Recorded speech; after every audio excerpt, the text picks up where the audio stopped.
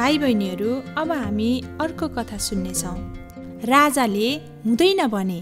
प्रस्थान 5 अध्यायदेखि 12 अध्यायसम्म। परमेश्वरका प्रजालाई जान दिनुहोस्।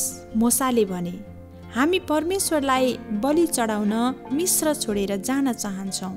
कृपया मेरा मानिसहरूलाई जान दिनुहोस्। हुँदैन, फारोले भने।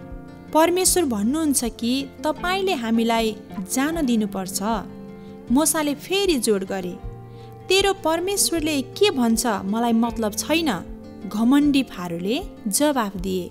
फारोले इजरायलीहरूलाई अझ धेरै काम गर्न लगाए। इजरायलका मानिसहरूले खान समेत पर्याप्त समय पाएनन्। परमेश्वरले मूसालाई के गर्ने भन्नुभयो।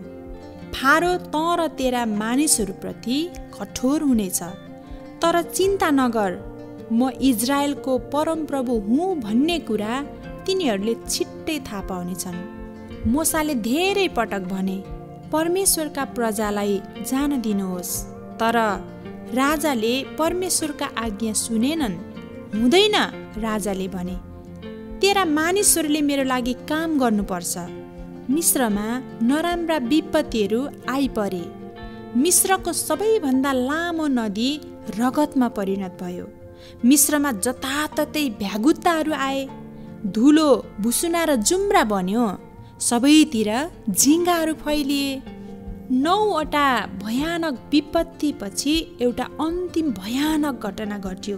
फारोका जेठा छोरा समेत गरी हरेक मिस्री परिवारका पहिलो सन्तानको मृत्यु भयो।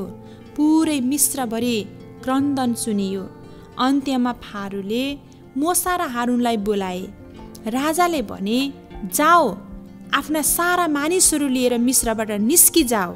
अब राजा घमण्डी रहेनन्। परमेश्वरले उहाँ राजाभन्दा महान हुनुहुन्छ भन्ने साबित गर्नुभयो।